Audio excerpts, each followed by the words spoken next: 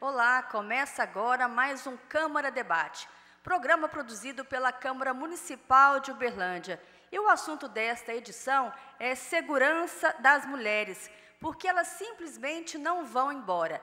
E as nossas convidadas de hoje são a defensora pública Bárbara Machado, a vereadora Cláudia Guerra, presidente da Comissão dos Direitos das Mulheres da Câmara Municipal de Uberlândia e também procuradora da Mulher, a vereadora Amanda Gondim, relatora da Comissão dos Direitos das Mulheres, e a psicóloga Cláudia Cruz, da SOS Mulher e Família de Uberlândia.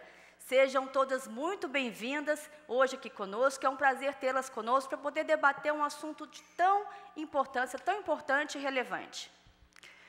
Eu agradeço pelo convite da TV Legislativa da Câmara Municipal de Uberlândia, pela oportunidade de debatermos esse tema que é tão importante para toda a sociedade, não só para as mulheres. Então, é uma oportunidade para levar informação, que eu acredito que é uma das maiores armas no combate à violência contra a mulher. Cumprimento as vereadoras aqui presentes, a psicóloga do SOS Mulher, que já tem um histórico de luta nessa área. É uma alegria muito grande participar desse debate, que com certeza será muito qualificado. Agradeço a Adriana por essa mediação tão importante desse tema relevante, a todos os técnicos da Câmara Municipal e especialmente as nossas convidadas, a doutora Bárbara, também a Cláudia Cruz, pela SOS Mulher e Família, a Bárbara enquanto defensora, essa parceria aqui com a colega Amanda, que é também da Comissão dos Direitos das Mulheres, e a gente sabe que hoje Uberlândia é a segunda cidade do estado de Minas Gerais, e Minas Gerais, primeiro lugar no ranking de país em feminicídios. Então, é urgente, ações educativas e preventivas são urgentes, mas também a gente debater, esclarecer, tirar dúvidas da população com relação a essa temática e o que o Legislativo tem feito com relação a essa importante questão, que é meter a colher em briga de marido e mulher. Obrigada pelo convite, Adriana, por estar aqui com vocês, nesse debate tão importante e qualificado. Fico feliz de estar com pessoas que realmente trabalham bastante acerca do tema de maneira multidisciplinar. É um prazer sempre revê-la, a doutora Bárbara, nesses espaços, também a Cláudia, que já temos aí uma atuação de longos anos na área de direito das mulheres aqui em Uberlândia, e da satisfação de estar com a colega Cláudia Guerra aqui também, que é uma grande defensora dos direitos das mulheres, e essa comissão foi uma iniciativa do nosso mandato no início de 2021, quando a gente entrou aqui na Câmara com uma proposta de fazer uma política diferente, uma política de fato mais qualificada e técnica sobre assuntos como esse da pauta dos direitos das mulheres. Cláudia? Bom, Adriana, agradecer a você, né, pelo convite, em especial as presentes, né, a doutora Bárbara, Cláudia Guerra, Amanda, vereadoras, né, na Câmara Municipal de Uberlândia, que fazem um importante papel, né, nesse debate. E é sempre bom, né, estarmos em espaços como esse para que a gente dialogue com a comunidade, né, e traga tanto as informações sobre a própria problemática da violência contra as mulheres, mas também muito do que tem sido feito. Eu entendo, né, que cada uma de nós aqui, além de outras profissionais, de outras instituições e mesmo outras vereadoras, tem uma atuação contundente em relação a essa problemática, porque é uma realidade que a gente precisa enfrentar, né? Então, agradeço pelo espaço. Obrigada a todas. E para começar nosso bate-papo, eu tenho alguns dados aqui. A violência contra as mulheres é um problema grave em todo o mundo, no Brasil, e em Minas Gerais não é exceção. No estado, os casos de feminicídio têm sido alarmantes. Como a vereadora Cláudia Guerra disse, Minas Gerais ocupa o primeiro lugar em feminicídios do país. E segundo a Anistia Internacional, 4 mulheres foram mortas por dia no Brasil no primeiro semestre de 2022. O estudo aponta ainda que 62% das mulheres vítimas de feminicídio no país são negras. E, doutora Bárbara, a senhora tem um trabalho muito atuante na luta pelas mulheres. Eu gostaria que a senhora falasse um pouco sobre esse trabalho realizado pela Defensoria Pública. Certo. Eu estou aqui hoje representando a Defensoria, que é uma instituição do Estado de Minas Gerais, criada pela Constituição Federal, com o papel de levar acesso à justiça e promover os direitos da população em situação de vulnerabilidade do nosso país. Também é papel da Defensoria Pública promover direitos humanos. E aí que entra essa missão fundamental da nossa instituição, que é promover a defesa das mulheres em situação de violência. Vários tratados internacionais, do qual o Brasil é signatário, ou seja, tem validade em nosso país, e a própria Lei Maria da Penha, elas deixam explícito que a violência doméstica é uma violação de direitos humanos. Então, a gente tem que entender a gravidade dessa violência para poder dar um tratamento especial a ela, para que a gente possa buscar erradicar ou, ao menos, amenizar esses índices que você acabou de relatar, que são tão alarmantes, né? A cada 6 horas, uma mulher é morta no Brasil, né? Sem contar a violência psicológica, que é tão grave e que muitas vezes culmina também em um suicídio, que pode ser causa direta dessa violência doméstica. Então, a gente sabe que essa cifra, apesar de alarmante, ela não representa a gravidade que é essa situação. E a Defensoria Pública, né, como instrumento do Estado, ela vem implementando políticas públicas para tentar contribuir para mudar essa realidade. E esse é o trabalho da Defensoria: prestar assistência jurídica integral e gratuita a essas mulheres, orientando, entrando com processos judiciais, educando em direitos, informando, para que elas possam se sentir amparadas para sair dessa situação de violência. Doutora, são muitos os processos relacionados a essa área que vocês recebem diariamente na Defensoria? Sim, infelizmente, o nosso atendimento diário confirma as estatísticas, né? Nós atendemos inúmeras mulheres vítimas de violência, encaminhadas pela rede, seja pela Delegacia da Mulher, seja pelo SOS Mulher, seja pelo próprio NUA Vidas, que é o Núcleo de Atendimento à Violência Sexual da Universidade Federal de Uberlândia, seja pela busca espontânea, né, ou através da Polícia Militar. Então, diariamente, a gente atende dezenas de mulheres que são vítimas de violência doméstica e que procuram, de alguma forma, instrumentos para se ver livre desse agressor. Então, a Defensoria ela vai ingressar, se for o caso, com o pedido de medida protetiva, vai acompanhar medidas protetivas que já foram,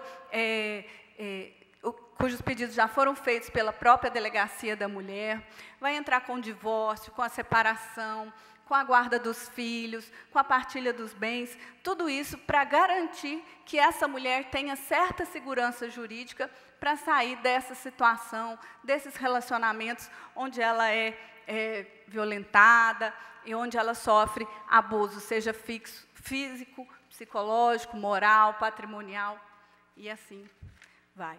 Obrigada.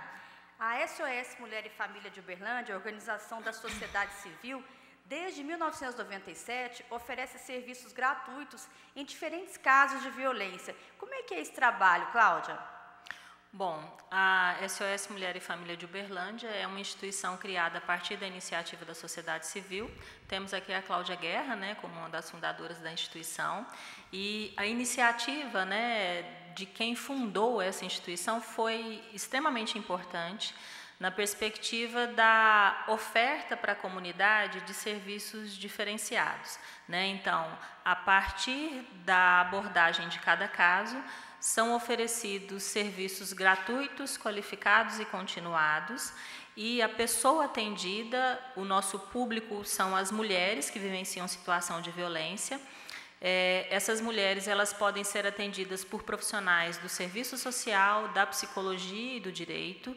Nós temos uma estratégia integrada de atendimento, né, e a gente chama de atendimento interno, quando essa mulher é atendida por esses diferentes profissionais de diferentes setores dentro da instituição. E, além disso, a gente também, inevitavelmente, trabalha articulado em rede, né? Então, conforme disse a doutora Bárbara, casos são encaminhados, por exemplo, para a Defensoria Pública, mas também são recebidos da Defensoria Pública, partindo do princípio que o processo de violência ele é complexo, né? Ele exige intervenções especializadas e a gente tem aí uma rede composta de diferentes instituições que visam focalizar dentro de uma especialidade aspectos da violência em cada caso, né? Então, a SOS Mulher, ela vem ao longo desses 26 anos, né, oferecendo esses serviços e sempre muito atenta, né, ao que vem acontecendo na comunidade, né? Nós temos reconhecido ao longo do tempo o quanto que tem nos chegado casos cada vez com aspectos complexos do processo de violência. Isso tem nos exigido muito enquanto profissional e, na contrapartida, nós reconhecemos o quanto que é fundamental termos habilidade e capacitação para lidar com essa demanda. A questão da violência contra a mulher é uma questão séria, ela exige dos seus profissionais e das suas instituições, e cada vez mais a gente reconhecendo isso, a gente busca aprimoramento, né? Tanto que é perceptível, né, que de 97 para cá, outros equipamentos passaram a compor a rede de enfrentamento à violência contra as mulheres e isso nos sinaliza a relevância de nos mantermos atentas à necessidade de nos aprimorarmos constantemente. Cláudia, quando a gente fala em violência, são violências de todas as formas? De todas as formas, né? A gente tem, pela Lei Maria da Penha, uma especificação, né, do que caracteriza cada tipo de violência, mas o que a realidade nos mostra é que nenhum caso vem com um tipo de violência isolado, né? Essas violências, elas compõem um pacote, digamos assim, né, de processo de sofrimento que essa mulher vivencia. E a gente precisa, inclusive, identificando esses diferentes tipos de violência, conforme cada caso, fazer as articulações institucionais que cabem, né, a cada caso. Agora, um aspecto que nos chama a atenção, Adriana, e Amanda, e Cláudia e Bárbara, a gente tem tido mais frequentemente a manifestação pelas mulheres atendidas pela vivência da violência psicológica. Obviamente, não é o único tipo de violência que essa mulher sofre, mas a gente percebe que esse tipo de violência é um tipo muito mobilizador, porque a mulher, ao mesmo tempo, relaciona esse tipo de ocorrência àquilo que é, entre aspas, natural nessa relação, mas, por outro lado, ela também relata um sofrimento significativo a partir desse tipo de violência, né? Então, a gente percebe que outros tipos de violência acontecem, mas a mulher tem chegado cada vez mais frequentemente anunciando a vivência de violência psicológica. E até pegando um gancho no que a doutora Bárbara disse, o que a gente percebe também, né, porque a gente tem, na SOS Mulher, a gente tem uma disposição, desde a época da fundação da instituição, de registrarmos dados, né? Então, nós temos muitos dados de atendimento. Ultimamente, a gente tem feito uma abordagem sistematizada para a coleta de dados relacionados ao que a mulher está chamando de violência psicológica. 100% das mulheres que nos chegam relatam a experiência da violência psicológica. E, nesse contexto, algumas revelam tentativas de suicídio ou ideações suicidas. Muitas delas relatam sentimentos de culpa pela vivência da violência, e essa culpa está muito relacionada à ideia que essa mulher tem de poder ter feito algo para evitar as complicações que a violência foi trazendo, tanto para a vida dela quanto para a vida familiar, né? Então, a gente tem alguns aspectos que são muito peculiares à experiência da violência psicológica.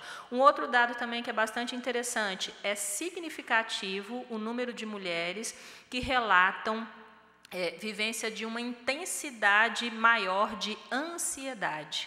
E essa ansiedade muito frequentemente também é relacionada a comprometimentos físicos. Então, essa mulher que tem ansiedade, ela também tem depressão, ela também tem problemas cardíacos, ela também tem crises de pânico, ela tem problemas de saúde não diagnosticados, mas que provocam um mal-estar físico importante, além do mal-estar emocional. Enfim, a gente percebe que a vivência da violência provoca impactos importantes, tanto no aspecto físico quanto emocional dessa mulher, considerando, inclusive, todos os outros impactos relacionados às outras formas de violência.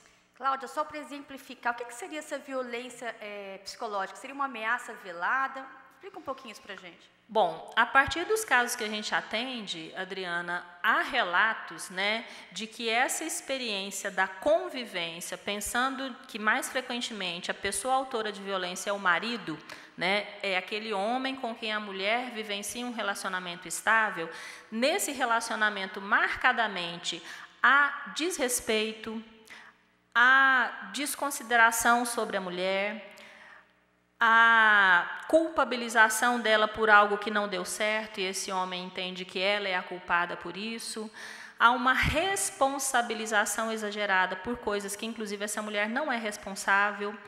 A gente tem uma questão que é interessante, Adriana, é que muito comumente a gente escuta dizer que as mulheres, elas são dependentes financeiras e emocionalmente desses homens. Em parte isso acontece, mas também a gente percebe que há casos onde essa mulher é quem trabalha e custeia todas as despesas de casa, inclusive as despesas desse marido, né? Apesar disso, essa mulher é apontada por esse homem como uma pessoa que não tem qualificação, que não consegue fazer nada, né? Então, em termos gerais, o que a gente chama de violência psicológica é uma depreciação sistemática sobre a condição emocional dessa mulher e a condição dela se manter nessa relação, né? A gente percebe que essa violência acontecendo de uma maneira sistemática, ela vai minando essa mulher, ela vai gradativamente fazendo, inclusive, com que essa mulher se sinta culpada pelo que está acontecendo, né? Tanto que na SOS Mulher, desde a época da fundação, um dos pilares de atendimento é o atendimento psicológico, porque a gente percebe que é um momento para que essa mulher lide com as suas angústias, reconheça, olhe para essa relação e reconheça possibilidades de providências e se fortaleça, né, para tomar decisões e conseguir superar esse processo que provoca tanto sofrimento. Vereadora Cláudia Guerra, o que o Legislativo tem feito para poder amenizar essa situação? Qual o papel da Comissão dos Direitos das Mulheres? Não só da Comissão dos Direitos das Mulheres, mas também da Procuradoria da Mulher. A gente tem, a Procuradoria ela foi constituída, implementada, na verdade, em 2021, e ela tem 2 braços centrais. Um deles contra a violência política às mulheres, o que ainda é uma realidade, a questão da fala ser interrompida, de querer traduzir o que as mulheres estão dizendo, do microfone ser cortado, enfim. Os assédios sexuais, e aí de um modo geral no nosso país, e Uberlândia acaba refletindo essa realidade também, mas a gente tem, além da violência política contra as mulheres, a violência contra as mulheres de um modo geral. E a Comissão dos Direitos das Mulheres, também constituída em 2021, e que agora a gente tem a oportunidade de estar à frente, inicialmente a vereadora Amanda, iniciativa dela, e com o nosso apoio, tem também esse propósito. Então, nós temos hoje vários projetos de leis, ações de fiscalização. Na hora de votar o orçamento, a preocupação que o orçamento reflita as questões de gênero e, portanto, a promoção das mulheres. E também nos requerimentos e rodas de conversa junto à comunidade. Então, só para se ter uma ideia, o nosso mandato teve algumas iniciativas nessa linha, e algumas outras a gente tem com todo um apoio de colegas vereadoras aqui dessa casa. Dentre esses projetos, eu gostaria de mencionar esse daqui, mostrar aqui, se o André puder dar uma... Não, mas acho que está aparecendo ali. Aqui, ó, violência e exploração sexual é crime, diz que 180, violação aos direitos humanos não se cale, diz que 180, uma lei nossa, ela é número 13.805, de 2022, e que a gente foi colocando nos estabelecimentos noturnos para estimular que as pessoas possam fazer as denúncias. Perto de banheiros, então, é bastante adequado que seja colocado. A gente vê esse tipo de iniciativa hoje no Brasil como um todo. A gente tem também uma recomendação do Ministério Público, que ela é de 2022, e antes disso nós já tínhamos uma lei prevendo a formação, a qualificação de profissionais nos estabelecimentos noturnos para, diante de uma situação de violência contra as mulheres, uma situação de estupro, do Boa Noite Cinderela, de importunação sexual, o que é possível fazer em relação a essa mulher para que ela fique segura, né? Como deixar essa mulher tranquila? Quem acode essa mulher, né? E também com relação a funcionários e funcionárias desse estabelecimento. Então, não só com relação a clientes, mas também a funcionários. E aí foi muito interessante, porque a nossa lei é de 2021 e o Ministério Público faz a recomendação em 2022. Aí é que a Câmara dá uma atenção maior e coloca a possibilidade de pôr em pauta essa nossa legislação. A vereadora Amanda, colega, tem também iniciativas nessa linha, educativas e preventivas, e é interessante porque a gente tem, né, Amanda, de modo comum, várias ações, até porque ambas trabalham com a questão da violência doméstica há um tempo, e essa é uma lei extremamente importante. A gente tem uma outra, que é o Parada Segura do Ônibus, e que, lamentavelmente, nessa casa não foi aprovada por iniciativa legislativa, e aí a gente teve que fazer indicativa ao prefeito, porque quando concebe que não é iniciativa nossa, a gente indica para que ele faça. Não tivemos ainda o retorno com relação a isso. Mas em várias outras casas legislativas, por iniciativa legislativa, foram aprovadas Parada Segura. Uberlândia poderia ter sido uma das primeiras. O que é o Parada Segura? O transporte público, sem sair da sua rota, poder, entre 10 da noite e 5 da manhã, parar mais perto da casa de mulheres, idosos e idosas e pessoas com deficiência. Esse é o propósito desse projeto de lei. Por quê? Porque a gente sabe que Uberlândia hoje é uma cidade que tem uma atividade intensa noturna no mercado de trabalho, com faculdades que funcionam à noite. Então, com certeza, esse tipo de projeto minimizaria situações de estupro, de assaltos, de furtos, de importunação sexual, que acontecem também de dia. Não têm sido raras as situações no transporte público de Uberlândia de mulheres muito constrangidas por conta de importunação sexual, porque quando é com gente estranha, importunação sexual, numa relação de trabalho hierárquica, aí sim o assédio sexual. Mas todo mundo coloca tudo como sendo assédio sexual no didático, né? Mas é importante a gente discernir as duas coisas. Então, esse tipo de iniciativa, de projetos, são fundamentais.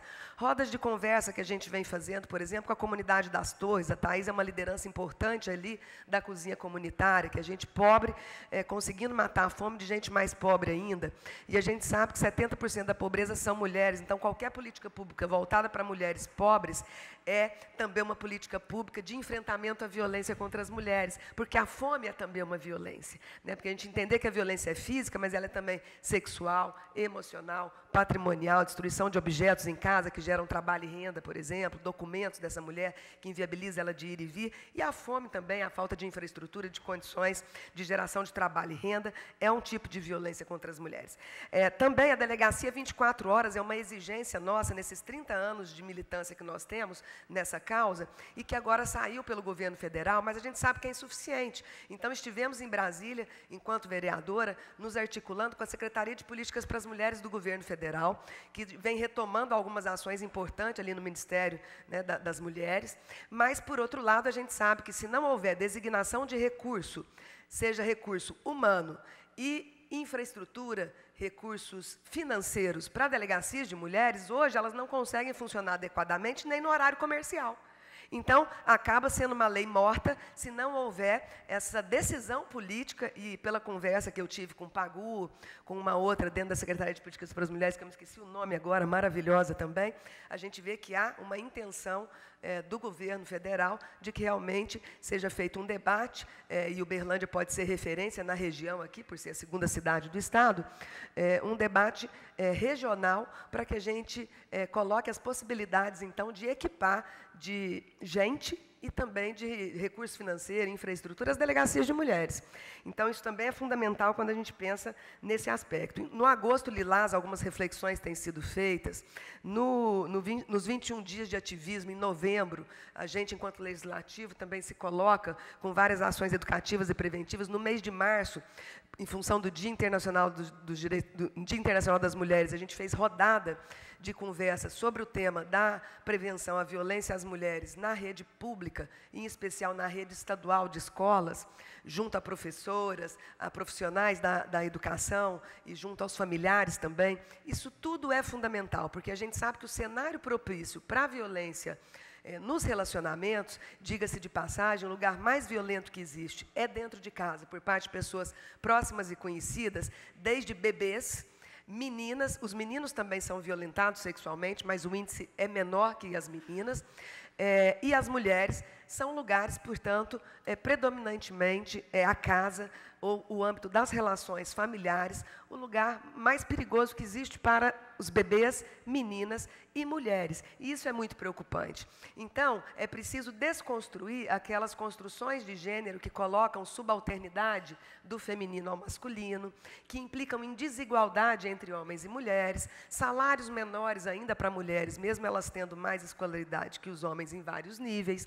Tudo isso são violências, né? Então, é importante que a gente tenha projetos nessa linha. Um outro projeto de lei, iniciativa também do nosso mandato, Mulher Salve-se, Chega de Violência, a Rede pela Segurança das Mulheres, afixada nas unidades de saúde da nossa cidade, Bárbara. Isso é fundamental, porque muitas situações chegam nas unidades de saúde, a mulher machucada, a mulher dando queixa, e muitas vezes com uma dificuldade, um constrangimento em dizer o que realmente aconteceu. E a gente sabe que a escada não empurra a mulher, né? A maçaneta da porta também não soca a mulher, mas muitas vezes aparece como esse tipo de relato, né? Então, cabe também aos profissionais de saúde, já existe desde 2003, se não me engano, a notificação compulsória. Os profissionais de saúde precisam fazer uma notificação obrigatória das situações de violência doméstica, das situações de violência sexual, e isso também são diagnósticos para que haja o fomento de políticas públicas. Essas são algumas das ações que eu queria mencionar. E, por último, além da capacitação de funcionários, nós tivemos agora uma iniciativa, e um outro colega vereador também, e nós, então, o apoiamos para que ele fizesse o substitutivo, e retiramos o nosso projeto e assinamos junto, para que as mulheres tenham acompanhamento quando vão realizar exames e cirurgias onde elas são anestesiadas, onde elas são, de algum modo, entorpecidas, entre aspas. Nós tivemos várias situações de anestesistas em Uberlândia e fora da cidade, de médicos que estupravam as mulheres estando anestesiadas para fazer cirurgia plástica, o Abdumaci, por exemplo, que é um caso famoso no Brasil. Então, as mulheres terem o direito de terem uma acompanhante da sua confiança. É óbvio que numa UTI tem restrições, né, em outras situações de raio-x também, por conta do comprometimento ao corpo humano do raio-x, de ficar levando acompanhantes, mas, minimamente, para a realização de exames com anestesia e de cirurgias, é fundamental a mulher ter acompanhante. Então, é uma lei também aqui de Uberlândia e que a gente fica muito feliz de ter a coparticipação nela junto com outro vereador colega. Então, aqui são alguns exemplos do que o Legislativo tem feito aqui dentro do plenário e fora do plenário, com fiscalizações, rodas de conversa, ações educativas e preventivas com relação à promoção das mulheres e a minimizar esses índices tão trágicos de violência contra as mulheres. Vereadora Amanda Gondim, a senhora que é relatora da Comissão dos Direitos das Mulheres e responsável pela criação dessa comissão permanente aqui na casa. Quais os projetos e iniciativas que a senhora tem em defesa desse público? Bom, Adriana, essa primeira iniciativa nossa de constituir essa comissão foi justamente para ter um espaço qualificado para o debate desse assunto, que é um assunto multidisciplinar. Fizemos também um ofício que provocou o Tribunal de Justiça de Minas Gerais, nos somamos aos esforços da diretora do Fórum de Uberlândia na criação da vara especializada em violência contra a mulher aqui no município, que foi de um grande avanço para que esses temas possam ser tratados até de maneira mais célere dentro da comarca de Uberlândia, aqui com o apoio também da defensora pública doutora Bárbara e também do pessoal do SOS Mulher também, e da própria vereadora Cláudia Guerra e das demais vereadoras que se somaram a nós nesses esforços. Tenho alguns projetos de minha autoria aqui que vêm de encontro a... Bom, eu assinei um compromisso com a Agenda Marielle Franco, né? E a gente sabe que Marielle foi uma das grandes figuras políticas de mulheres que têm uma simbologia para nós que estamos ocupando esses cargos, de continuar seu legado pela luta dos direitos das mulheres, pela redução das desigualdades. E nisso a gente conseguiu aprovar aqui na Câmara um projeto chamado Lei do Dossiê Mulher, que é justamente ter um compilado de dados pela Prefeitura Municipal de Uberlândia dos atendimentos que são feitos nos instrumentos públicos de saúde, de assistência social, de educação, com relação ao perfil da mulher que sofre violência em Uberlândia. Qual bairro ela está localizada, qual região da cidade, se ela tem ou não renda, se ela tem filhos, qual que é a sua situação real, para que a gente possa ter um diagnóstico mais preciso sobre essa questão, justamente para ter a construção de políticas públicas mais efetivas e direcionadas. Porque se a gente conseguir construir esse diagnóstico, nós não temos como realmente diagnosticar um problema, para, de fato, atingi-lo de maneira apropriada. Então, é uma dificuldade até mesmo na constituição desses programas e políticas públicas de Uberlândia, era ter esse diagnóstico efetivo e que agora é uma obrigação da Prefeitura de Uberlândia compilar todos esses dados que são coletados pelas diferentes esferas, né, de atuação da Prefeitura e que antes não se comunicavam, né, não havia esse encontro entre eles, e o que dificulta um diagnóstico real da situação das mulheres na nossa cidade. Então, eu considero esse um grande avanço também, que a gente conseguiu pelo mandato. E nós temos um projeto semelhante ao que a vereadora Cláudia Guerra pontuou aqui, do nosso, da nossa conta, foi construído com várias mãos, junto com o Instituto L'Oréal também, do qual nós tivemos alguma proximidade, para trabalhar essa questão contra o assédio, né, e a violência das mulheres nos espaços de lazer da cidade, casas noturnas, bares, restaurantes. Nós temos esse projeto que leva a informação para os colaboradores, para os gestores desses lugares, de informar sobre as diferentes formas de violência e como atuar no sentido de proteger, né, a mulher que frequenta esses espaços, para que ele possa ser um espaço seguro para nós mulheres. E dentro dessa perspectiva nós temos aí também um trânsito com a Universidade Federal de Uberlândia de promover esse mesmo projeto nos ambientes universitários, aqui dentro das atléticas universitárias, dos diretórios acadêmicos, dentro de todo o convívio que existe na universidade, para que seja um lugar seguro para as mulheres, para as estudantes, para as profissionais que ali transitam. E também nos bares universitários da cidade, nós tivemos aí uma proximidade também para levar essa formação, levar esse tipo de informação, para que as pessoas, os gestores, os próprios colaboradores possam estar mais preparados diante de situações de violência que podem ser, de fato, podem acontecer nesses espaços, que, de fato, movem muito a questão da cultura, do entretenimento, do lazer da nossa cidade.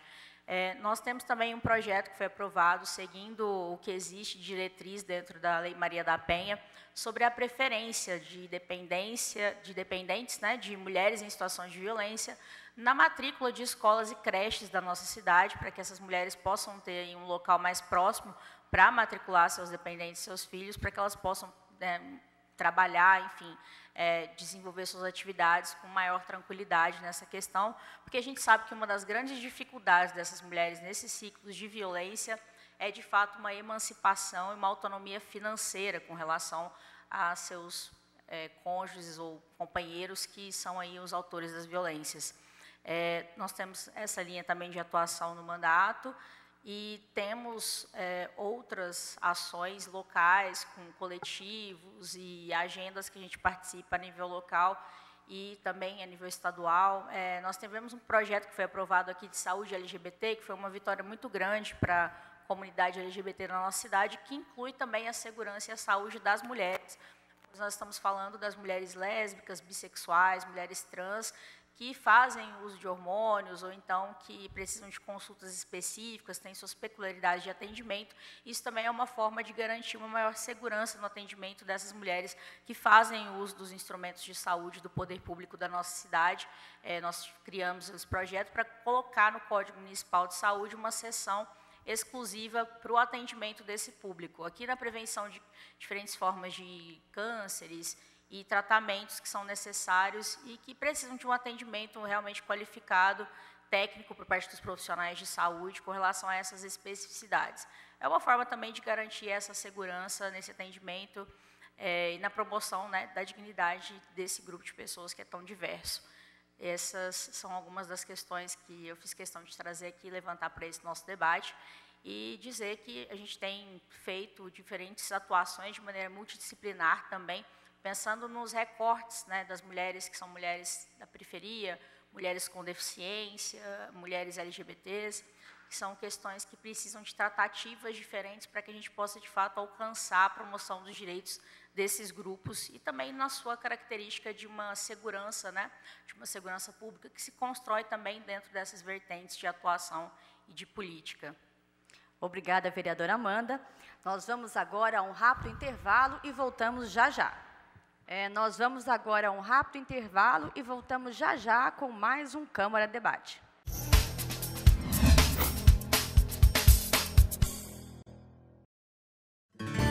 Juntos transformamos o mundo inteiro. Na Câmara, a cidadania está em ação, trabalhando e promovendo o bem comum. E você também participa nas reuniões e nas redes, comentando e compartilhando. A Câmara tem um pouco do Antônio, agricultor, do seu vereador. E todos juntos construímos Uberlândia, que é um pouco de cada um de nós. Câmara Municipal de Uberlândia. Você fica constrangido quando encontra uma pessoa com deficiência? Então, está na hora de mudar. Deficiência não é doença e essas dicas são para você. Ao encontrar uma pessoa cega, toque em seu braço e se apresente antes de começar a conversa. Para caminhar, coloque a mão da pessoa cega no seu ombro ou no cotovelo dobrado. Deixe que ela acompanhe o seu corpo e avise com antecedência sobre a existência de barreiras. Nunca faça carinho ou dê alimentos ao cão-guia. Ele está trabalhando para o cego e não pode ser distraído. O cão-guia também pode entrar em qualquer ambiente público. É um direito garantido por lei. Cidadania é saber conviver com as diferenças.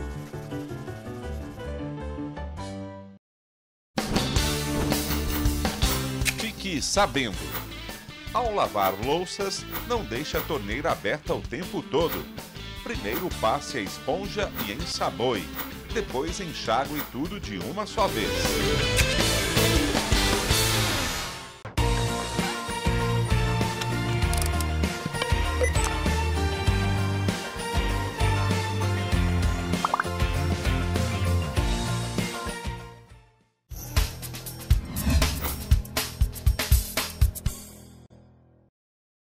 Nós estamos de volta com o Câmara Debate, programa produzido pela Câmara Municipal de Uberlândia e que discute hoje o tema segurança das mulheres, porque elas simplesmente não vão embora.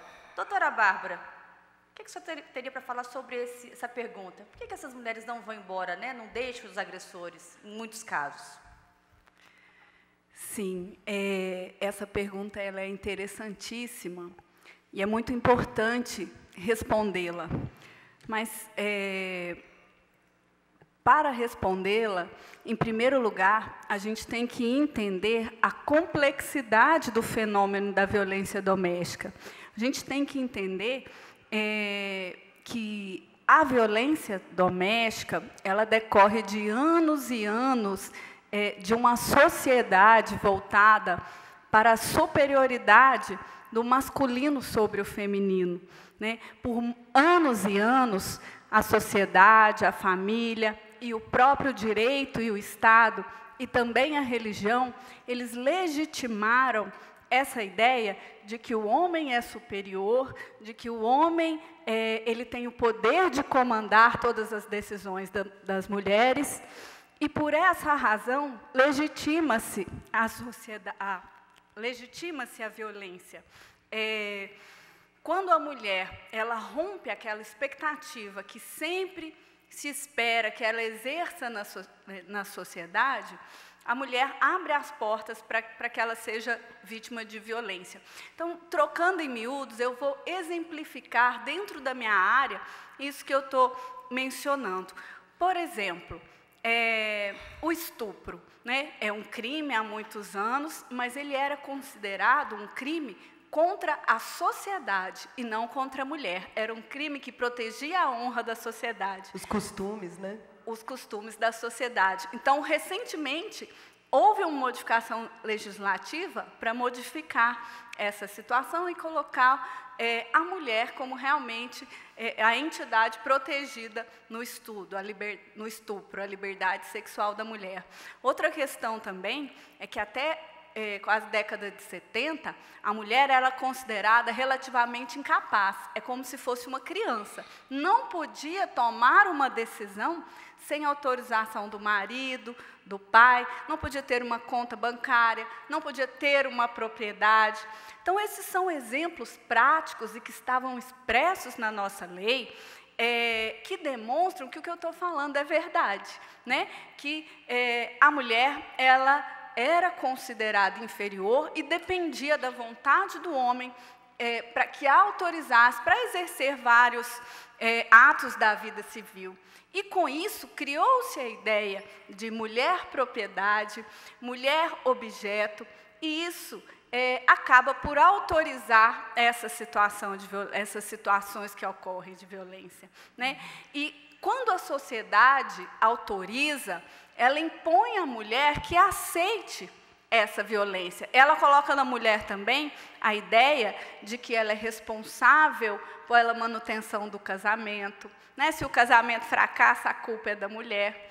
Ela é responsável pela felicidade dos filhos. Então, aquele fim da família seria uma forma de lesar os filhos, e aí a mulher insiste na manutenção daquele relacionamento abusivo, na tentativa de preservar essas crianças, sem entender que, na verdade, é o contrário, né? E isso a Cláudia Cruz, psicóloga, pode falar muito melhor para nós sobre todas essas nuances. Mas é um fenômeno complexo.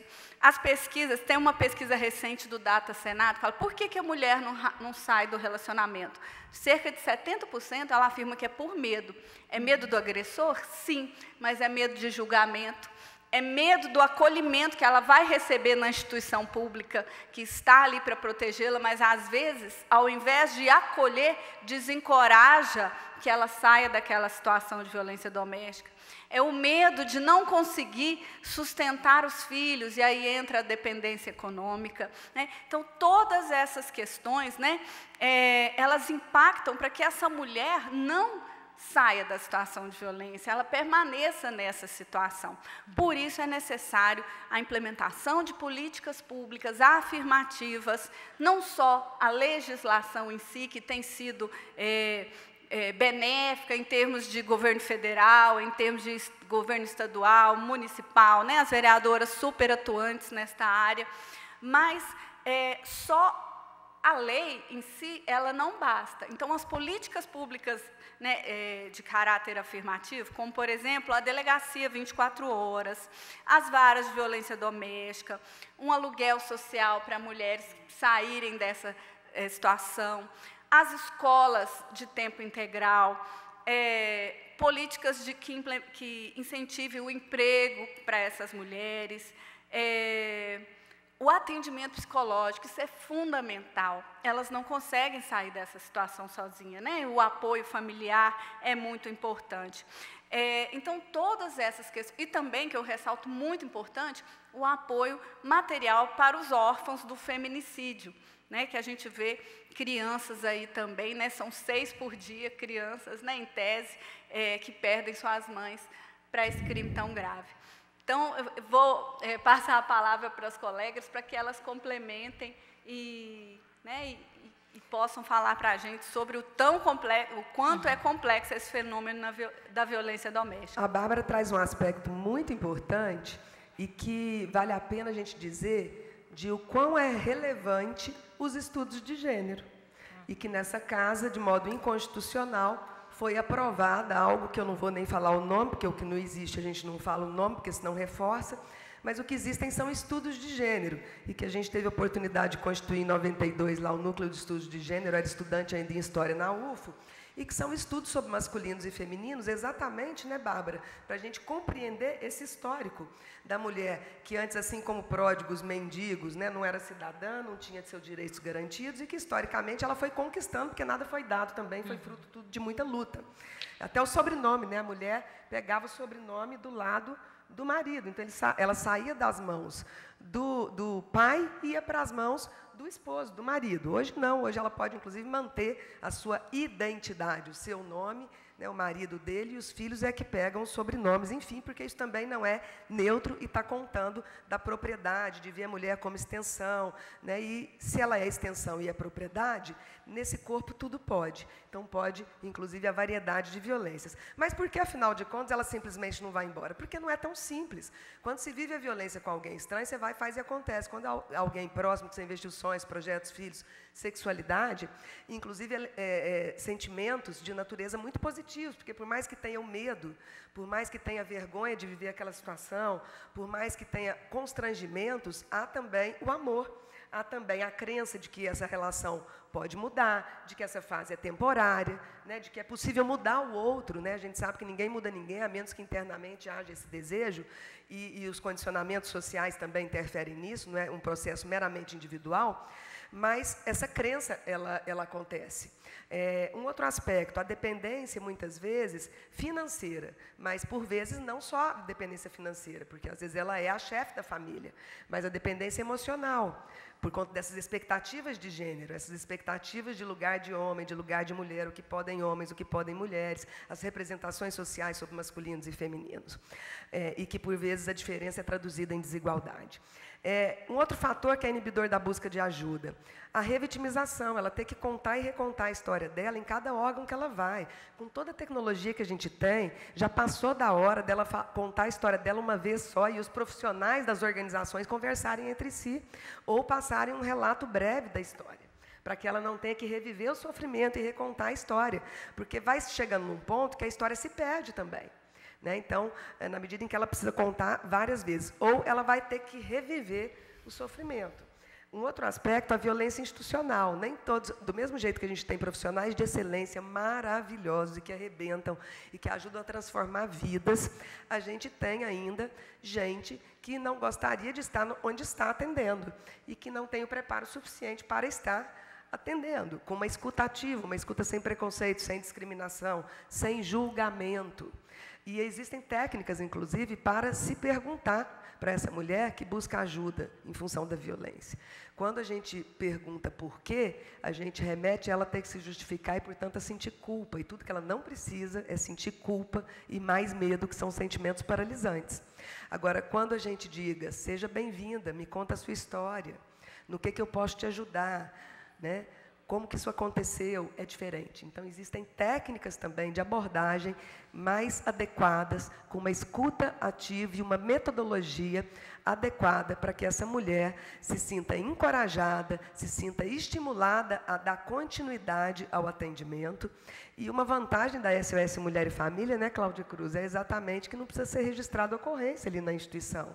Qualquer uma vai ser atendida. É claro que as informações serão dadas de onde fazer ocorrência policial, delegacia de mulheres, medida protetiva, etc. Mas uma das vantagens é que a mulher pode ser encorajada e fortalecida, mesmo quando ela não consegue ainda, naquele momento e naquele contexto, registrar uma ocorrência policial, porque às vezes ela não quer ele preso. Porque se ele for preso, vai ser fichado. Se ele for fichado, pode perder o emprego, pode ser discriminado. Aí como é que ficam os meninos? Então, entender essa complexidade de por que ela simplesmente não vai embora. E também fiquei pensando no aspecto religioso. Né? O doutorado eu não procurei, mas acabei encontrando isso no doutorado sobre violência doméstica, defendido em 2018 na UFO. As representações religiosas são muito decisivas também na busca de ajuda e encorajamento, na permanência do atendimento ou não. Então, do mesmo jeito que a visão religiosa, a interpretação religiosa dessa mulher, e a maior parte da amostragem que eu entrevistei e acompanhei via SOS Mulher e Família ou outros órgãos de atendimento, se declararam cristãs, e dessa amostragem das que se declaravam cristãs, a maior parte protestantes, e dentro do protestantismo a gente tem várias linhas, uma ou outra que saía dessa perspectiva. Eu não busquei isso e não escolhi entrevistar pessoas protestantes, mas a amostragem mostrou que a maior parte são protestantes. E aí o que é interessante? Quanto mais hierárquica a interpretação religiosa, onde homens em cima, as mulheres embaixo, o homem cabeça, né, a mulher com subalternidade, mais se cria um cenário propício a situações de violência. E aí a gente respeita todas as crenças e religiões, mas a interpretação da hierarquização. E um outro aspecto importante também, né? Se a interpretação religiosa é de que o casamento é para uma vida inteira, por vezes a submissão a situações de violência é vista com naturalidade, uma vez que o que Deus uniu, o homem não separa. Então, ao mesmo tempo que a gente tem a religião encorajando algumas a saírem da situação de violência, a religiosidade, a espiritualidade, né? Quer dizer, a gota d'água foi quando começou a comprometer meus filhos, e aí ela sai e fala que Deus ajudou, encorajou. Por outro lado, a gente tem representações religiosas que contribuem para a perpetuação das situações de violência. Então, olha quantos fatores nós temos. Né? E os sinais eles vão aparecendo. Onde você pensa que você vai com essa roupa, e esse batom vermelho de prostituta, e você é péssima mãe, você é ruim de cama, você engordou, você não trabalha, você não tem renda, você nunca mais vai arrumar outro.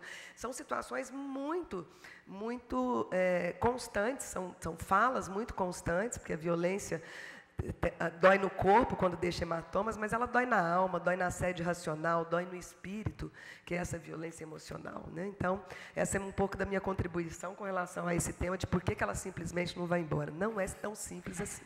Cláudia, só uma observação que eu acho importantíssima aqui lembrar, né? Quando você diz que às vezes ela não quer denunciar, e a gente ouve muito isso, né? Que, na verdade, o que a mulher quer, na grande maioria das vezes, quando ela nos procura, é que a violência cesse e não colocar aquela pessoa na cadeia. Mas é importante, que eu gostaria de registrar, que solicitar a medida protetiva, ela não gera antecedentes criminais para o agressor. Tá? Então, mulher, não tenha medo de pedir uma medida protetiva se você está se sentindo em risco, porque isso não gerará antecedentes criminais, não vai impactar no trabalho, não gera antecedentes, e nem o processo de pensão alimentícia para o filho. Mas pode salvar essa mulher, o afastamento dele do lar, né? Sim. E às vezes uma tornozeleira eletrônica, sim, né? Então são medidas que realmente protegem a mulher. Sim, são medidas como que exigir que ele fique afastado, que ele não mande mensagem, que ele não difame aquela mulher nas redes sociais, né? São medidas importantes que podem ser tomadas para fazer cessar a violência e que não vão gerar nenhuma consequência, que ele vá perder o emprego e não ter condições de cuidar dos filhos, né? Vereadora Amanda.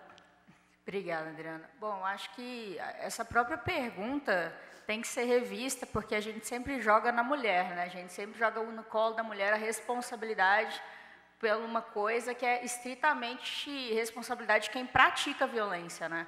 O responsável por toda essa situação gerada na mulher é o homem, ou seu algoz, que pratica uma cultura do estupro que é reforçada de todas as formas possíveis na sociedade. Desde as questões que a vereadora Cláudia levantou aqui, que a doutora Bárbara também trouxeram, eu acredito que a gente pense numa forma de espiral da violência, na verdade. Tem que se conversar com esse autor da violência. Tem que ter uma conversa com quem pratica essa violência, porque a responsabilidade é dele. E eu falo como advogado também, que acompanha vários casos de violência contra a mulher, e no início da minha carreira me deparei com muitos depoimentos em que a violência institucional era tão severa, de policiais perguntando para a mulher por que ela não saiu de casa, por que se ela havia traído o marido ou o cônjuge naquele momento para sofrer aquela violência. Então, é sempre invertido para o lado da mulher. Até em situações de abuso, eu acompanho muitos casos também de crianças que sofreram abusos, violências, e que a responsabilidade é jogada no colo da mãe. Como que você deixou essa pessoa se aproximar do seu filho? Como que você não fez nada? E a mulher, muitas vezes, não estava nem ciente daquela situação, porque tem um vínculo afetivo com aquela pessoa, tem diversas questões emocionais, psicológicas envolvidas nisso, e culturais também, sociais. Então, acho que quando a gente coloca essa pergunta e só pensa por essa perspectiva, é também uma forma muito violenta de tratar o tema com a mulher especificamente, porque a responsabilidade por sofrer a violência é de quem pratica a violência, né? Acho que nada justifica essa questão, e assim, os instrumentos, o poder público, muitas vezes, a própria sociedade procura justificativas na conduta da mulher por algo que é estritamente uma conduta do próprio autor daquela violência, sendo ele um homem, uma mulher ou qualquer membro da família. E eu acho que é importante reiterar isso aqui também, porque no nosso país é o principal país em exploração sexual infantil no mundo, ele só perde para a Tailândia. E aqui a gente está falando de meninas, né, de crianças, E a educação sexual precisa ser tratada e pautada também. Eu acho que ela tem reflexos também na vida adulta, ela tem reflexos em como a mulher interpreta formas de relacionamento, em como isso se dá nessa construção social de relação entre essa disputa de poder que existe, né, nas figuras do masculino e feminino, e que muitas vezes a longo prazo gera um prejuízo muito danoso para as relações que são constituídas.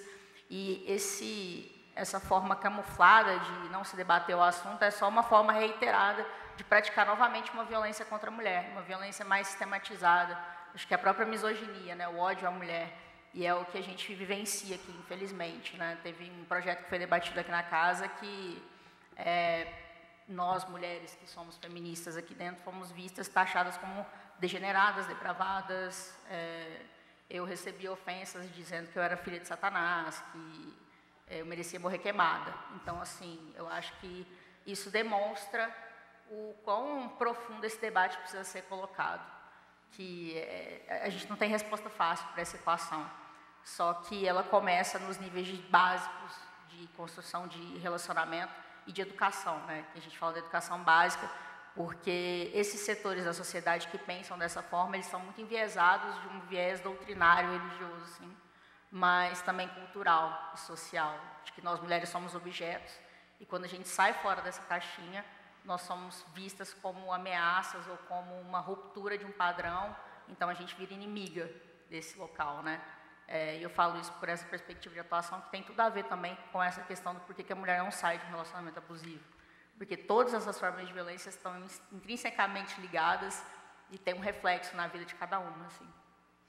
Cláudia Cruz, você que é psicóloga atuante há 26 anos na SOS Mulher Família, que você teria a dizer sobre isso? O que você vivenciou em todos esses anos de trabalho?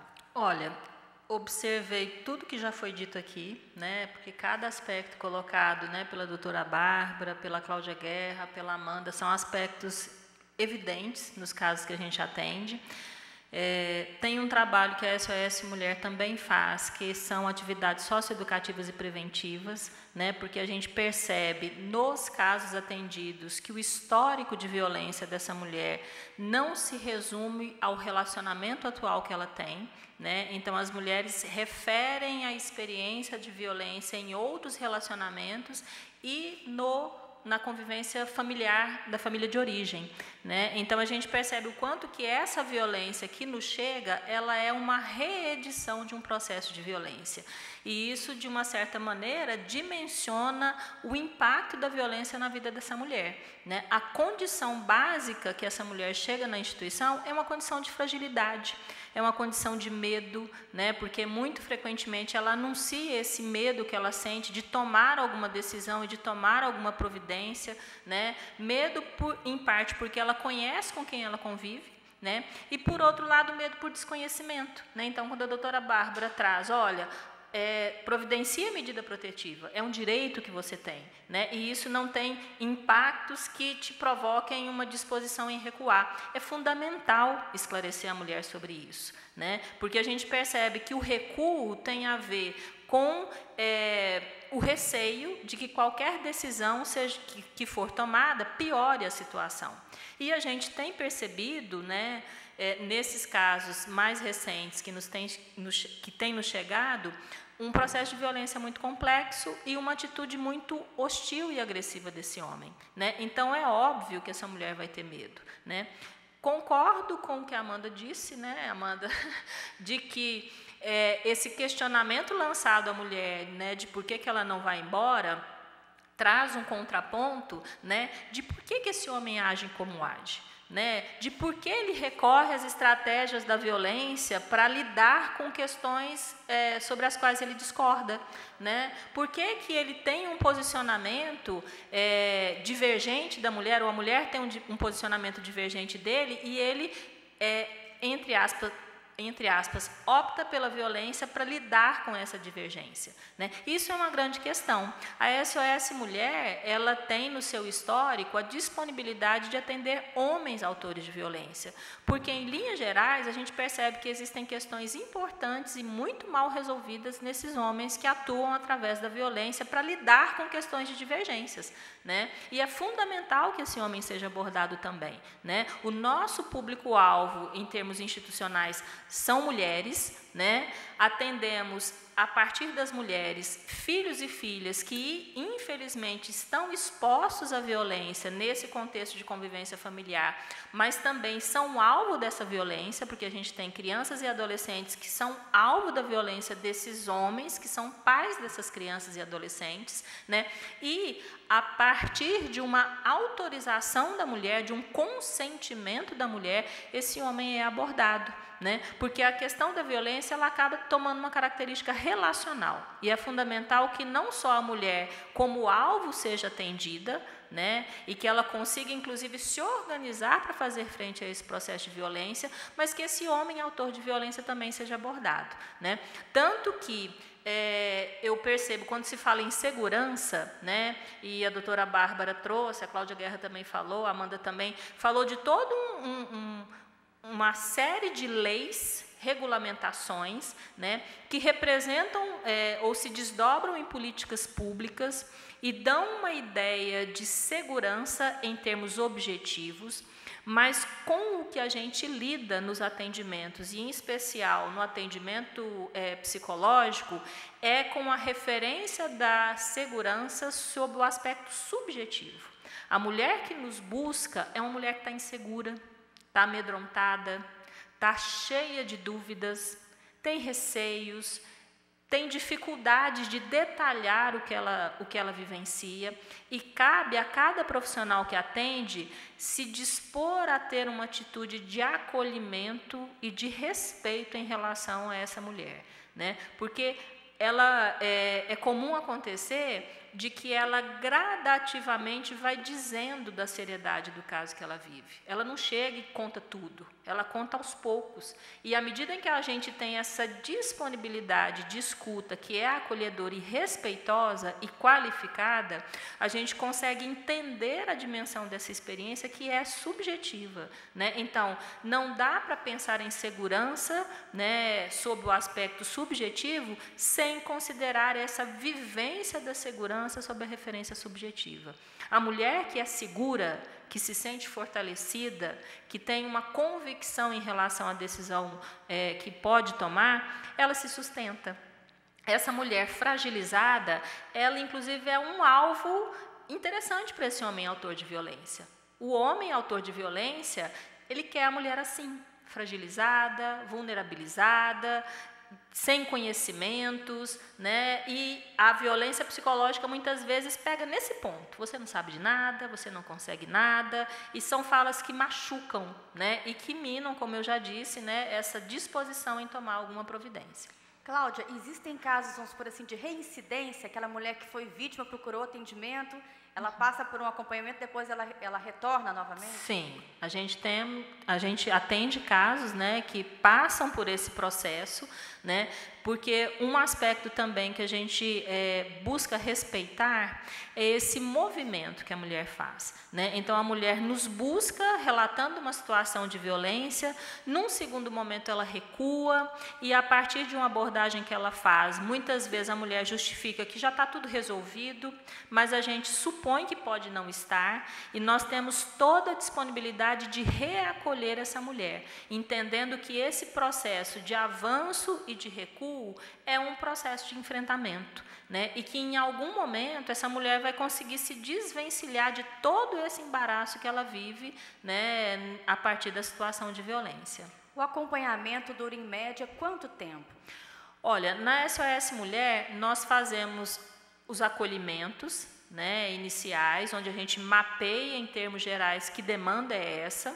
À medida em que o caso é admitido na instituição, ele é atendido pelas diferentes profissionais dos diferentes setores, e nós temos casos em que a mulher fica em atendimento, pensando no atendimento psicológico, pelo menos 6 meses ou até 1 ano, e casos em que fica mais, né? Então, a gente busca, dentro daquilo que a mulher traz, identificar primeiro, os pontos de vulnerabilidade, né? Fazemos as intervenções e o acompanhamento dessa mulher de modo que há um momento em que ela se mostra fortalecida, né? E esse momento é justamente o momento em que a gente contribui para que ela consiga se organizar e seguir em frente.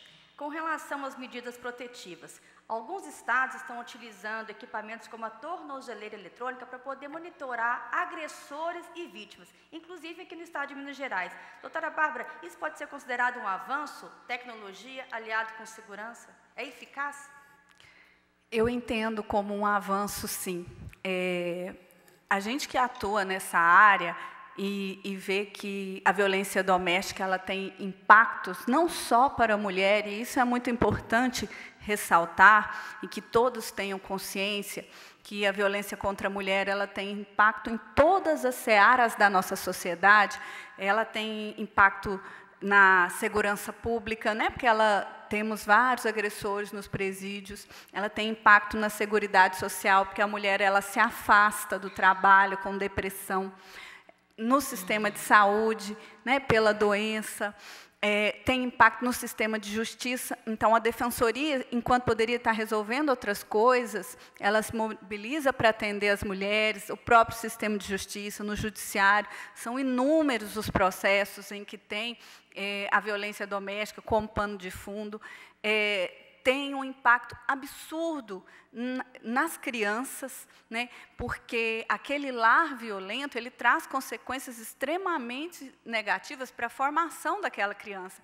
Então, a criança que vive num lar violento hoje é a criança que vai ser violenta amanhã e é a criança que vai sofrer violência. Então, muitas crescem entendendo aquilo como uma situação natural. Então, ela vai aceitar sofrer violência e ela vai também cometer a violência e entrar para o mundo do crime ou perpetuar a violência doméstica e familiar sofrida, né? Isso é gravíssimo, tem impactos para toda a sociedade. Então, somente a pena, né? Somente a punição através do direito penal, através do encarceramento, ela não resolve, né? Porque são várias questões envolvidas. Então, essa questão do monitoramento eletrônico é bem interessante, porque ele permite que aquele agressor continue na sociedade, continue trabalhando, às vezes contribuindo para o sustento dos filhos, porque a gente sabe que o agressor também é um pai, né? E que muitas vezes aquela mulher não quer não quer denunciá-lo para que não perca ali o sustento dos próprios filhos. Então, o monitoramento eletrônico é muito interessante, sim. Tem a tornozeleira eletrônica, em alguns lugares tem, já em alguns estados, a vítima fica também com o equipamento eletrônico que apita se aquele agressor se aproximar tantos metros dela. Então, acredito que é uma forma de proteger as vidas dessas mulheres e também permitir que esse agressor refaça a vida dele, né, trabalhando, e que seja monitorado para que ele não ofereça risco à vida dessas mulheres. Doutora Cláudia? Eu acho importante isso tudo que foi colocado pelas colegas aqui na mesa, e queria dizer que agora a gente tem um outro recurso enquanto legislativo, que são as emendas impositivas, e que a gente pode contribuir por meio delas para transformar a vida das mulheres. Então, só para se ter uma ideia, a gente não põe a mão no recurso, mas 1 milhão vem desse recurso que é dos impostos das pessoas, 1% para o legislativo, talvez passe para 2 agora, e que dá mais ou menos R$1 milhão. E a gente tem investido na promoção das mulheres com essa concepção de que transformar a vida das mulheres, melhorar a vida das famílias e melhorar a vida de toda a sociedade, com todos esses impactos que a Bárbara muito bem colocou, de que essa violência ela é um problema de segurança, mas é um problema de saúde pública, morrem ou são feridas mais mulheres em função da violência doméstica e nas relações de proximidade que de outras doenças, fora o impacto na saúde mental. né? Então, é um problema também social, é um problema cultural, que diz das questões de gênero, de como que a gente vai inventando lugar de homem e de mulher, o que pode, o que não pode, enfim. Mas as emendas impositivas passam a ser um instrumento. Então, desse R$1 milhão, a metade tem que ir para a saúde, e a gente tem colocado em vários projetos, a partir de edital e das propostas que nos aparecem, promoção das mulheres na área da saúde, mas também recurso, por exemplo, para a ONG SOS Mulher e Família, ter um espaço mais adequado para poder fazer os atendimentos sociais, psicológicos e jurídicos. Na cultura, o Teatro Diferente, que tem rodado a rede pública da cidade, falando de prevenção à violência às mulheres, violência doméstica e violência escolar. O grupo Trupe de Truões, também na área cultural, sobre a infância roubada, lembrando que também, para crianças, o lugar mais violento que existe é dentro de casa. E a nossa recomendação é sempre que é preciso alguém orientar a criança antes que aconteça, né? Na nossa casa, a gente orientou quando eles aprenderam a falar. Pipiu e bumbum, ninguém pode alisar, passar a mão, não tem que ficar sentando no colo, não vai dormir na casa dos outros, porque a gente não sabe quem está. Enfim, o que faz? Sai gritando fogo, porque funciona mais que o socorro. E por quê, mãe? Porque são partes íntimas, né? As suas genitálias são partes íntimas. Pronto, não precisa falar mais nada. Na medida em que vai crescendo, a gente amplia o repertório e a linguagem mais adequada para a criança. Porque as meninas são mais estupradas que os meninos, violentadas na sua dignidade sexual. Os meninos também o são. Então, eu tenho 2 amados na minha casa. E eu vou fazer prevenção. Então, quando a gente ama, a gente faz prevenção, a gente orienta, né? Eu acho importante falar, então, dessas emendas impositivas como um dispositivo de ações concretas. Então, também para a ação moradia, que fica hoje no Morumbi, e com o desenvolvimento de ação também de promoção das mulheres, de geração de trabalho e renda, doutora Bárbara. Tudo isso fruto de emenda impositiva. Então, quer dizer, qualquer R$100 mil, qualquer R$200 mil, está promovendo mulheres, está tirando mulheres de situações de violência extremamente importantes. Então, eu queria mencionar isso como mais uma estratégia do Poder Legislativo, de que a gente está aqui para fazer projeto de lei que, se aprovado pela maioria, vira política pública. A gente está aqui para fiscalizar as políticas públicas e recomendar aperfeiçoamento a elas, votar o orçamento, e, inclusive, fazer ajustes ao orçamento, que é o dinheiro dos impostos, que dá 4 bilhões nessa cidade. O orçamento tem que ser olhado como um orçamento voltado também para as mulheres, que são a maior parte da população, lamentavelmente, a maior parte da pobreza.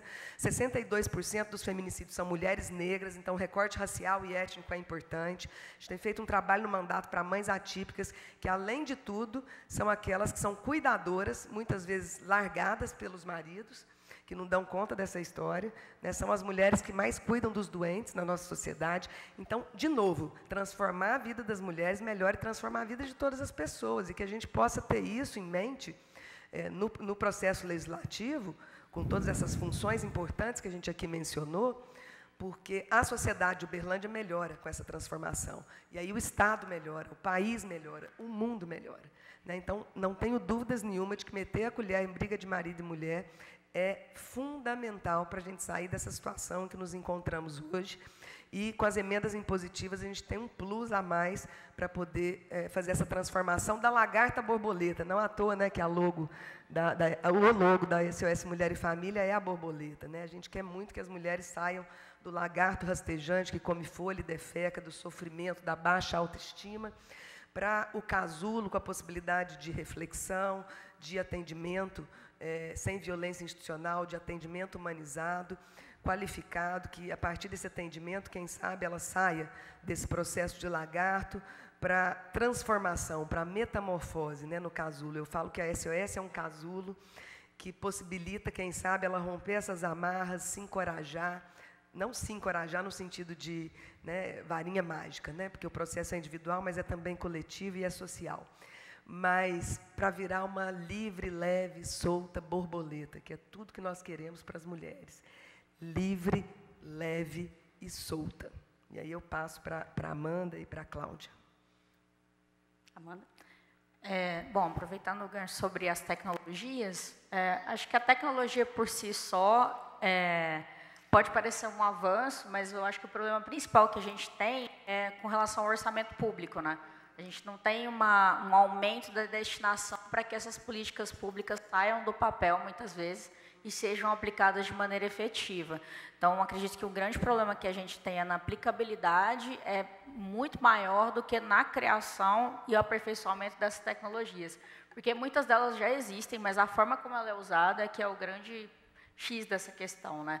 Assim como a gente também disponibilizou emendas impositivas para a SOS, justamente para uma automatização de um sistema de atendimento que possa ser aprimorado, né, Cláudia, ao longo do tempo, com informações digitais, que possa ser tudo digitalizado e mais rápido, né, que a gente vive nesse sistema para que as coisas possam ser automatizadas e o acesso seja melhor.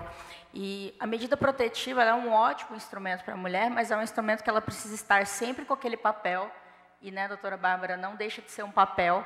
Então, ter outras tecnologias para corroborarem com essa proteção, porque muitas vezes até a ameaça se dá e ela chegar e ter o confronto direto com aquele agressor e não ter como, por exemplo, acessar a polícia naquele momento ou não conseguir que a polícia chegue naquele local para acessar aquela ameaça, é um risco também.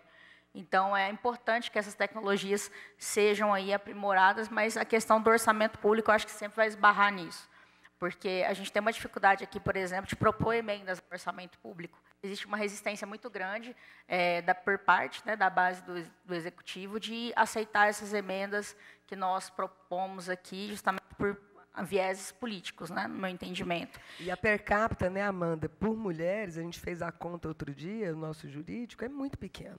Né? Então, é preciso realmente isso que você está falando. É investimento, não é gasto. Sim. É investimento. Porque um dos problemas da lei, a gente tem um dos dispositivos de lei mais avançados no mundo na temática, né? O terceiro melhor do mundo, a Maria da Penha. Só que ela é um instrumento de lei apenas, né? Se você não tem orçamento para aplicabilidade, e que muito do entrave para a aplicação da Lei Maria da Penha está no orçamento público. Porque muitos municípios não conseguem aplicar tudo que tem naquela diretriz por conta de não terem um orçamento específico para aquilo. E muito se corta do orçamento, e a primeira coisa que se corta do orçamento são as políticas públicas voltadas para as mulheres e para as minorias. Então, apesar de a gente não ser uma minoria em número de pessoas, né, porque as mulheres são 52% da população do Brasil, e aqui em Uberlândia também nós somos maioria, somos mais mulheres do que homens na cidade, mas mesmo assim a gente enfrenta todas essas questões que dizem respeito a quem está com a caneta na mão para executar o orçamento. Amanda, e se os agentes políticos entendessem que se a gente invertesse isso aí, investisse em políticas públicas que vão prevenir a violência doméstica, vai economizar, porque aí, olha tudo que eu disse, do gasto com o sistema de justiça, sistema de saúde, seguridade social, emprego e renda, economia, tudo isso são gastos extraordinários. O gasto com a própria tornozeleira eletrônica, né, até pouco tempo a gente não tinha, porque não tinha essa forma de monitorar, porque não tinha tornozeleira eletrônica, porque é caro. Então, se inverter, prevenir, então a Lei Maria da Penha ela é fantástica porque ela traz instrumentos de prevenção, mas todo mundo só olha para ela como repressão, né? A Lei Maria da Penha, todo mundo só pensa na punição, na medida protetiva, nos crimes, né? Sem pensar nesse aspecto preventivo, que é talvez o mais importante e é o que vai gerar economia para o nosso país em diversos setores. Sim, exatamente. Cláudia, para finalizar, como ter acesso, né, aos serviços gratuitos da SOS Mulher e Família? Bom, a SOS Mulher e Família, ela, até pegando um gancho aí na questão da tecnologia, né, o que a experiência de atendimento na pandemia nos trouxe, né, é que os atendimentos, além de poderem ser presenciais, eles também podem ser remotos. Né? Então, a gente chega até a comunidade através de outros meios, considerando a tecnologia. Né? Para ter acesso à SOS Mulher, basta entrar em contato, né? O nosso telefone fixo é 3215-7862, o nosso horário de funcionamento é de segunda a sexta-feira, de 8 às 17 horas, e o nosso endereço é na Avenida Cesário Alvim, 1881, no bairro Brasil. Os atendimentos são gratuitos, né? São agendados, porque a gente organiza, né, o acolhimento de cada caso, e basta entrar em contato com a gente. Obrigada. O Câmara Debate de hoje chega ao fim. Eu passo a palavra agora às nossas convidadas para as considerações finais. Obrigada, Adriana, pela excelente mediação. A Defensoria Pública está à disposição de todos e todas e fica na Avenida Fernando Vilela, 1313, atendimento diário, de 8 às 17 da tarde, no bairro Martins. E estamos aguardando as mulheres lá para que elas possam se informar sobre os seus direitos e reunir informações e força para sair da situação de violência. Cláudia. Agradecer a oportunidade de estar aqui com mulheres tão consistentes. Aqui é interessante que flui, né? Uma começa, a outra completa, de modo que a gente consegue trazer, por meio das partes, um todo da complexidade que é a violência contra as mulheres, e com a mediação da Adriana, com essa competência aqui também, enquanto profissional da Câmara. Queria deixar o contato da Procuradoria da Mulher, 34 código 3239-1234. A Procuradoria tem se reunido a cada bimestre com a Rede pela Segurança das Mulheres, e dessas conexões tem saído propostas de modo propositivo sempre, as reuniões são propositivas. A Comissão dos Direitos das Mulheres se reúne mensalmente, a gente tem o cronograma e participa dela, inclusive a OAB Mulher, os órgãos da cidade de Uberlândia, ligados às mulheres periféricas, às mulheres profissionais, às mulheres que vivem em situação de violência, às organizações da sociedade civil. Quero convidar você que está aqui nos assistindo a participar dessas reuniões mensais da Comissão dos Direitos das Mulheres, sempre junto com a vereadora Amanda, a vereadora Thaís e nossas suplentes, e as outras vereadoras da casa. Queria também mencionar que a gente tem feito um trabalho no sistema penitenciário com mulheres e com a população LGBT, e que mostram realmente que o jeito de punir pessoas encarcerando é o jeito mais ineficaz e a reincidência é grande. Então, vamos investir no preventivo, porque é por meio do preventivo que a gente consegue sair dessa situação. Onde tem violência contra a mulher, onde tem violência doméstica, todo mundo perde, a família inteira sai machucada. Então, é nesse sentido que a gente vem com essa palavra de prevenção. A prevenção, ela é mais eficiente, mais barata e, portanto, meter a colher em briga de marido e mulher, não para levar fofoca, conversinha, mas para estimular a busca de ajuda e a necessidade de políticas públicas e aperfeiçoamento das políticas públicas que existem.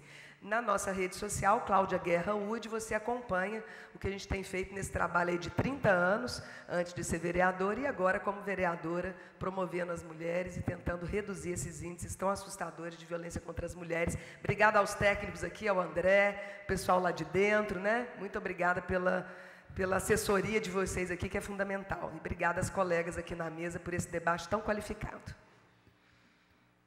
Obrigada, Adriana. Eu agradeço o convite. Quero me colocar sempre à disposição para tratar desses temas tão importantes para a nossa cidade. Deixar aqui também meus canais abertos para quem quiser nos comunicar. E a gente tem muito material interessante, muitas cartilhas sobre violência contra a mulher, sobre violações de direitos humanos. Deixar aqui o nosso site, amandagondim.com, e nas redes sociais, Amanda Gondim UD. Nós tratamos dessas temáticas, fazemos um trabalho muito amplo também em direito à cidade, que é uma pauta que acaba sendo multidisciplinar em todos esses temas.